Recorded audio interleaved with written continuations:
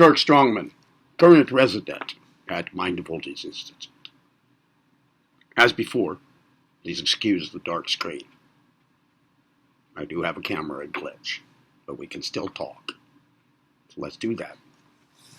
We're continuing our narration of L.W. deLaurance's The Master Key. We're in Unit 3. We just finished Chapter 20. We just finished Lesson 18 in Chapter 20, called Thought Control. We're moving on to Unit 3, Chapter 21, Lesson 19, which, as before, it too is called Thought Control. Excuse me. Specifically, Thought Control in Public. Before I continue, if you haven't subscribed to this channel yet, take a moment to do it right now. At the same time, activate the notification bell feature to be apprised of our new uploads here at Mind Voltage. Be sure to like and share this video. And please make note of the donation by PayPal information in the description area immediately below your media player window right now.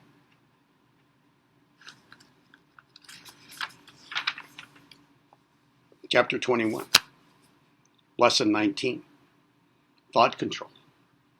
Thought Control in Public.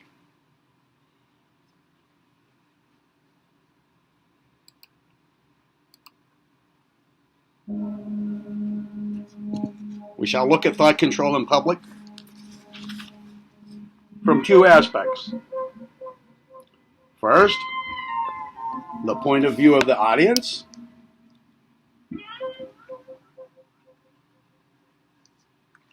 The second, from the performer's point of view. Under the first, we shall deal with thought control when a member of a crowd. A crowd, in this sense, means a collective body of men or women engaged in something in common. Under the second, we shall deal with thought control in speaking in public, and thought control in playing or singing in public, like public performances. Thought control in a crowd. It is essential that you should recognize this following fact. A crowd is a collective mind. And when you are a member of a crowd, you are a different man. It matters not whether you be of good birth or well educated. You many times sink your individuality for the time being and act like a different person. The intelligence of a crowd is never great. Dramatic psychological experiments go to prove this. For crowds are largely dominated by the instincts and the emotions. Attend a congress of any body of men or women, and you will know this fact at once. One can often know this in a careful reading of the newspaper reports of such gatherings. You will find intelligent men and women acting and speaking quite different from your conception of them. The reason of this is that crowds are contagious, and their speech and acts are contagious.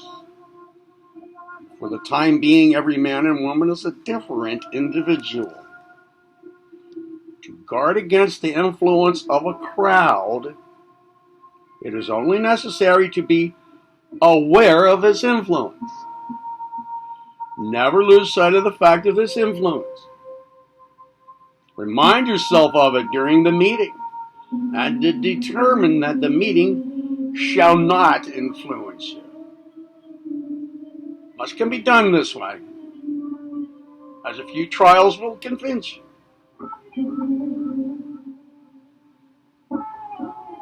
Thought control in public speaking.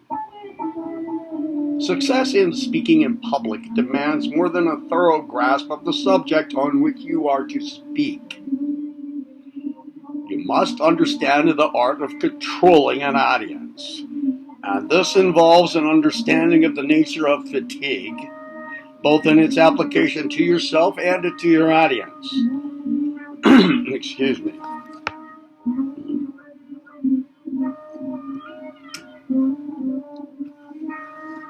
The first thing you should note is this. An audience, generally speaking, is sympathetic towards you. They would much rather you do well than badly. The second point to note is an audience wants to be interested. Secure its interest, and you have its attention. Note, too, that the commencement of your speech is where you must lay the foundation stone of interest. An interesting start, and your audience is sympathetically aroused. And then the deadly fear which at first possessed you will gradually vanish as you feel that you have your audience in your grip.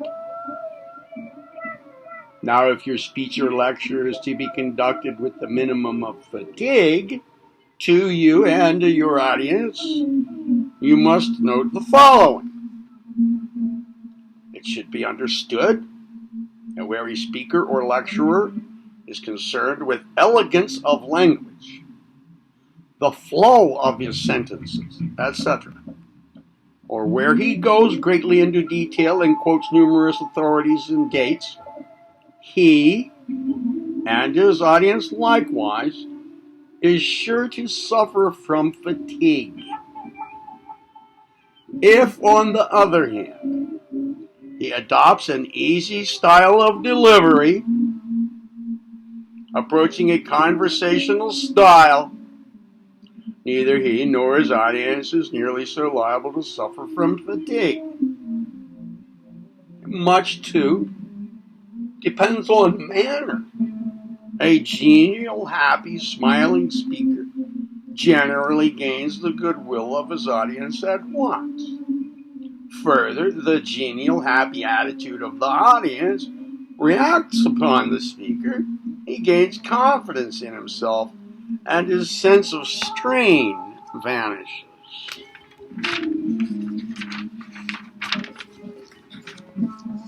Thought control in public performances.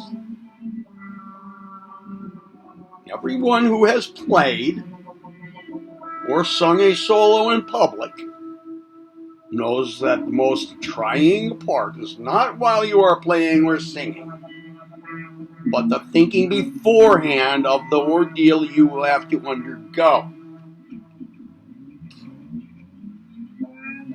It is this pre-functioning that causes all of your trouble. To gain control over this, you should follow the advice given throughout this work, and you will find it greatly minimizes your discomfort. When you are actually before your audience, you can greatly control your nervousness by concentrating upon the accompaniment. In this connection, I strongly advise you, whenever possible, to have your own accompanist. Get the idea in your mind that you and your accompanist are engaged in interpreting the composer's ideas. Feel that you are both doing all you can to express the composer's ideas. Once you thoroughly feel this, you will soon forget your nervousness and your audience will enjoy your performance.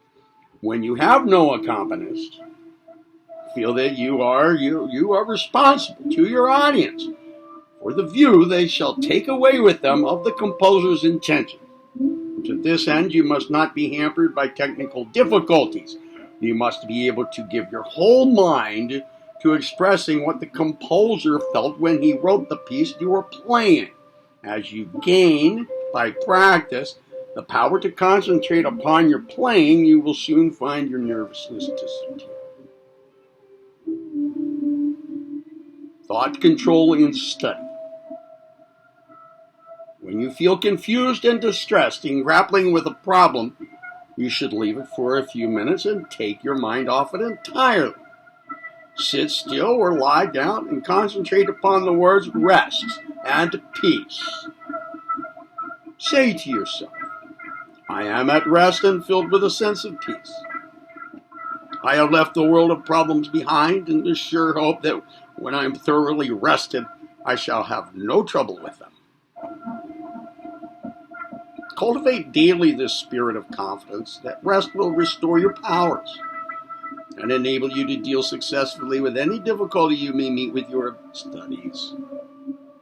This confidence will grow if you practice it consistently.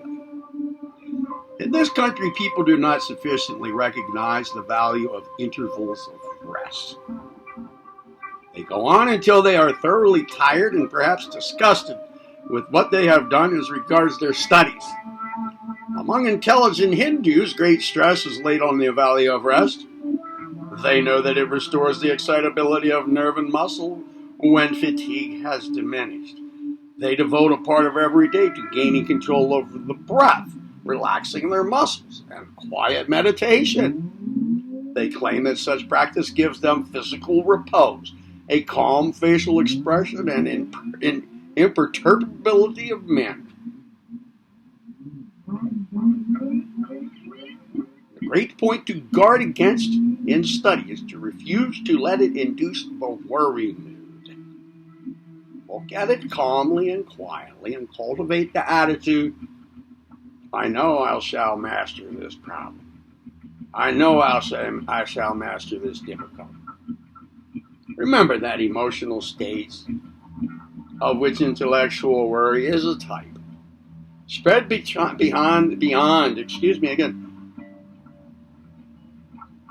Emotional states of which intellectual worry is a type spread beyond their own area. And if you can prevent this spreading by controlling the mental distress, you limit the disturbing elements. Excuse me.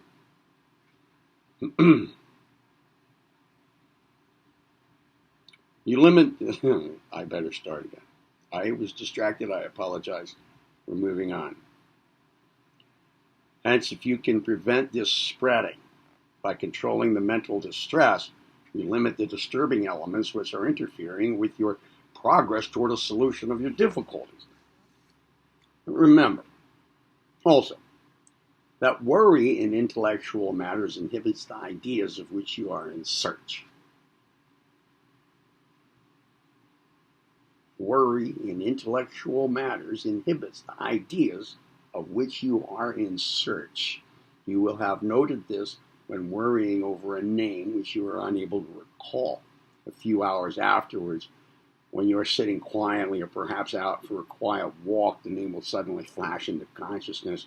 Your brain has rested in the interval, and the nerve paths which worry had inhibited have now free play, and they send up the name that you wanted into consciousness. The next subsection is thought control in business. It starts thusly. There are 2 points in relation to thought control to which the writer wishes to direct the attention of businessmen and women. First, annoyance from correspondence. Second, annoyance from employees. No businessman or woman, especially one at the head of a large business, can afford to suffer daily vexation from these 2 sources. You must obtain control over them if you are to have that calm, cool outlook which modern business conditions demand. Those 2 again are annoyance from correspondence and annoyance from employees.